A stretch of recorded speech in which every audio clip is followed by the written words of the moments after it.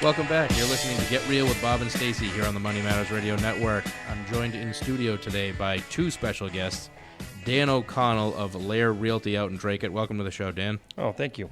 And we also have our own Josh Frias from Ross Mortgage joining us today. Welcome to the show, Josh. Thank you, Bob. How are you? Good. So we wanted to have you guys in today to talk about the market out in the Draycott area and the surrounding towns. That's where you specialize, right, Dave? That's correct. Why don't we talk about how inventory is out in Draycott? Okay, so right now we have about 47 active properties on the market, ranging anywhere from 150,000 all the way up to mid sixes. Yeah. We still have a few developments out there that are being built, new construction wise. Mm-hmm. One at the golf course, one that I'm representing at Fox Run. Nice. And those prices over there range anywhere from $459,900 up to 600,000. Wow. And what are you getting for that price point? What's the square footage? Okay, yeah. On the lower end, you're getting a 2,100 square foot colonial Mm-hmm. with a lot of bells and whistles. Mm-hmm. You're getting granite countertops. You're getting hardwood floor in the first floor. Yeah. On the higher end, you're getting over a 3,000 square foot house with all the bells and whistles. Wow. But it's an open space development, so there's a lot of open space. Yeah. They're all built on half acres. Right now, we're currently we have a couple of foundations in, Mm-hmm. and we got about 6 houses that are actually in the construction process now. But things are moving real quickly. Right. And how about the weather? Is that cooperating I right tell now? you what, we've been very fortunate this winter. December was fantastic. It was warm, as you know. Mm-hmm. We got to put a couple extra foundations in, and the framing crews are going crazy. They're Wow. yeah, it's been very good. It's not like last year, No, what was it, 70 degrees on Christmas Eve day this Yeah, this past year? I played golf. I think the week after Christmas. Got a nice 18 holes in. Yeah, yeah. A week later when we dropped into the 20s, it stung a little more, though, after being at 70. Yeah. You wake up in the morning, you feel like spring is sprung, and you're not even in January yet. But it's good that it allowed you guys to put in some more houses. Oh yeah, it was fantastic. The builders ecstatic, Yeah. and obviously that helps with activity. The open houses have been very good. Mm-hmm. We've had great numbers at every open house we've done. People are still out, and obviously, as Josh will tell you, the rates are still fantastic. Yep, no, rates are still very good. There's not too many barriers to entry for people out there. Most notably, the weather has been cooperating, so I think it's a great time for people to get out there and consider buying a home. Yeah, before the madness of the spring market starts, right? Well, I was just going to segue to that. That's one of the problems we've been having is, trying to time exactly when we're putting the houses on the market. Mm-hmm. The people that have to sell in order to get into the new construction, because things have been selling too fast. So it's trying to find the right buyer that will either wait or, Right. it's taking us 4 to 5 months to build a house. That's not too bad. No, it's not bad. But like I said, it's timing, trying to get, a lot of these are move-up houses. So these people have to sell something in order to Right. get into it. Yeah, I And, guess most people probably don't want to wait 5 months to move into a house. Exactly. So we usually, once the house is up and framed, we've been putting their houses on the market. But again, builders, a lot of them don't want to wait for, to sell their house. So Yeah. we've been working with a lot of lenders to, get commitment letters early and so on and so forth.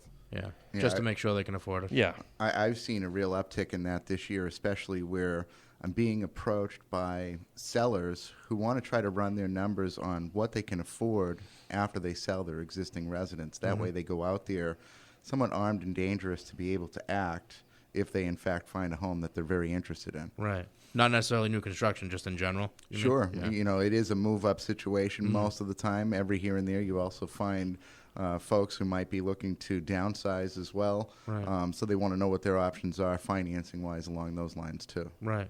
And what about inventory as a whole? I mean, you seeing things improve there at all? Or is it still kind of low? Yeah, it's still historically low, I would say. We don't have that many homes on the market. We have just as many. Right now we have 47 on the market. We have 47 under agreement. Wow. So, I mean, if it goes at that pace, we're going to burn through the inventory in like a month. Yeah. But Drake right now is obviously, as you know, it's a border town. Mm-hmm. And over the past, years before, we've had a lot of people leaving, going up to New Hampshire and stuff, but I haven't seen that recently. Really? Yeah, it's been pretty stable. I think that's It has a lot to do with the market. Yeah. When the market was declining, people were leaving and going elsewhere. But Right. it seems like the market's been trending up, and people are staying. Right. Which is good. And is Drake more of a bedroom community? Yeah, I mean, it's about 30 minutes north of Boston. Right. And we have no direct highway access, but you can get a great deal on a house. Yeah. Versus the same house in Wilmington or Tewksbury, you're going to pay $50,000 to $100,000 more. Wow. Yeah, That's a big jump. huge. Nice. So you said, what, 60 units in those subdivisions? Yeah, 58 to be exact. Right now, like I said, we have 2 houses up. We have a model, and we have another one for $459.9 that basically could be ready in 30 days. Wow. Yeah. That's fast. Yep. So if you're looking to sell, now's the time to do it, right? Absolutely. Yep. Best way to contact you, Dan, if anybody's looking to buy or sell anywhere in Drake or the surrounding areas. Yep. And you're licensed in New I am Hampshire licensed as well, in New right? Hampshire, yeah, so I can do Okay. both states. So Good. My phone number, the best number to get me is at 978-423-2578. Good. And that number again, 978-423-2578, or you can look them up online at danoconnell.estate. So why don't we talk a little bit more about first-time buyers? That's one of the things we've been talking about on the show for the past few months, is that it seems like that's the segment that's kind of underserved as far as with inventory being so short, and builders don't seem to be putting up, the $300,000 first-time buyer houses. That's correct.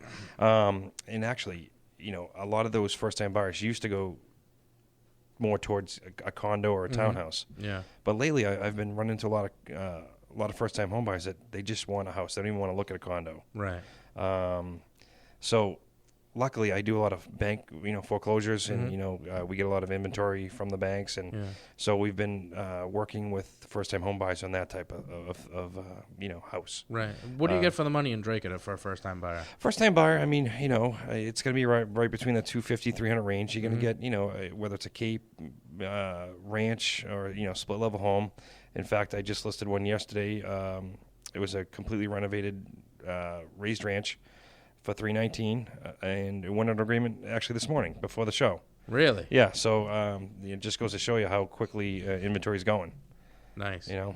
Well, I suppose it's nice if you're selling, but if you're the one looking to buy right now, it's still kind of correct. difficult. And that's why on my Facebook page, I usually put out there when I know I'm getting a house, whether it's tomorrow, a week from now, or even a month from now, I try to give my buyers a heads up and, hey, listen, this is coming. Contact me, and try to get them, in before Right. the rest of the market gets it. Right.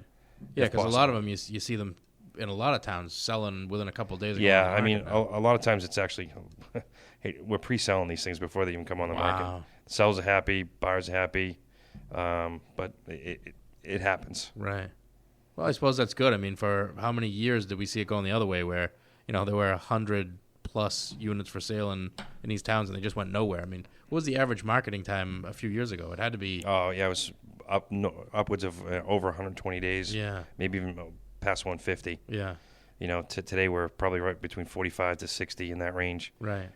Depending on the time of year. Right. And are you seeing people that work inside Boston or closer to Boston that just don't want to or can't afford those prices, kind of moving out west again? We actually see a lot of people from like Somerville, Medford area coming up, Everett, Chelsea, you name it, that area. That market down there is so hot that they're getting unbelievable amounts of money for their property, and they're coming up. They have a 3,000 square foot lot down there. They come up to Drake, they get 20,000 to a 40,000 square foot lot. Yeah. And they're in heaven. Yeah. And probably half the price or less. They got a lot of money in their pocket. Yeah. That's good. That's good.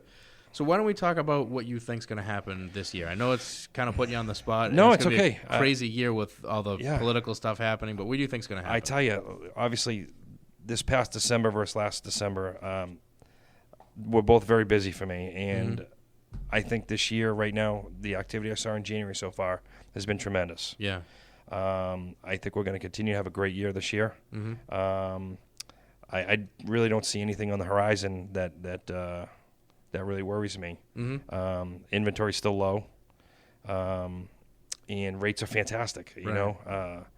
When you can still get a 30-year fixed rate for under 4. It's amazing. Yeah, especially since everybody was predicting we'd be pushing 5 or into the 5s by I now. mean, that little bump that the Fed did, we actually did see a noticeable increase. People coming up panicking, saying, Yeah. "Oh, the rates are going up. I got to buy something." Yeah. Which eventually, the rates have to go up. I remember when I bought my first house back in '98, I had an 8.75% mortgage. Yeah. And here we are. I think my rate now is in the like 3.3 or something. Yeah. But they're not going to be at 30, 40-year lows forever, right? No, they're really not. I mean, my first house I bought in '99, the year after you, and I was in a 1-year arm at 7%. I mean, it's being even in the 4s or low 5s compared to where we were most of the time that I've been in this business. I mean, I remember writing loans above 10%. I mean, not far above 10%, but I can still remember when people were dancing in the streets when we hit 9.99 on a 30-year fixed. So 4%, anything in the 4s isn't bad. Below 4, you get out there and buy right now because it doesn't last very long. No, not at all. Now, Dan, do you find that the inventory, or the lack of inventory, I should say, is that putting potential sellers in a good position to consider buying their home now, as far as some appreciation that might be going on in the real estate market due to the low inventory? Yeah, I mean, see, right now it's a little bit of a unique time too, because you still have, obviously, there's still a lot of pent up demand, and there's a lot of pent up actually inventory from the bank side of things. So you can still go get a pretty good deal out there, whether it's a short sale or a foreclosure. So sellers, they put their house on the market, they're getting a great deal, but there's still other good deals out there. You just got to shop for them, or work with the right realtor and lender to make sure you can capitalize on those when you get the chance. Right. We I just ran into one yesterday, and I do a lot of cash for keys with these people, and I was talking to this one particular gentleman. He hadn't paid a mortgage payment in 8 years. Wow, and he was still in the house? Still in the house. Jeez. Yeah. But he, was happy to get the cash for keys, and the bank told me that, listen, we want a cash offer on this house. We want to turn it in 30 days, and so that's a great deal. There's going to be somebody's going to take advantage of that and get a good deal. Wow. This guy's ecstatic, because he's actually been out of the house for over a year. Yeah. He's already set up his living situation somewhere else, and he's happy. He just this particular house, he got behind the 8 ball and just could never catch up. Yeah.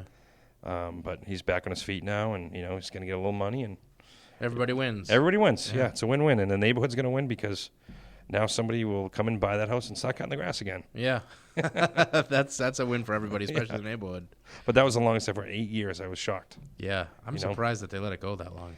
Well, with regulations and everything, it's tough for these banks to foreclose, and as you guys know, loans are jumping around from this lender to that lender, and so on and so forth. So yeah. Servicing sold like a commodity these days. Yeah. So going back to what's going to happen this year, I'm going to put it out to both of you guys. Politics is going to have a big impact on financing and on real estate as a whole. What do you guys think is going to happen on Election Day in November? Well, I'm an independent, so I don't, I'm not a party guy, but I would like to see a businessman in charge of this country going forward. I've always said that. In the past, I did like Romney. I thought he was a great businessman. Not really a politician in my book, but we got a guy named Donald Trump running right now. Yeah. Who I think he's exactly what this country needs. We need a change. Yeah. The career politicians, they haven't been getting it done. Let's put it that way. They've been driving the country in the wrong direction. Yes. Yeah. What about you, Josh? What are you thinking? Well, I think that whoever it is that ends up winning the election, they need to bring a certain level of consumer confidence to the table for the citizens of this country. And that's going to help spur the economy. It's going to put people in a better position with their families. And I do believe that the status quo hasn't particularly been working over the last few years.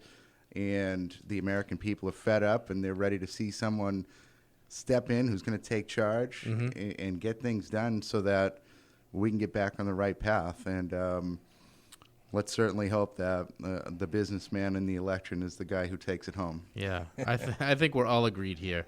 You know, we were talking before we got started today that it seems like a lot of people that wouldn't necessarily talk about it openly are leaning towards voting for the businessman as well. I'll say it, Trump. I mean, I was one of those guys that when he first started running, I thought it was a joke. I thought he'd be in and out like he was the last couple of times he talked about it.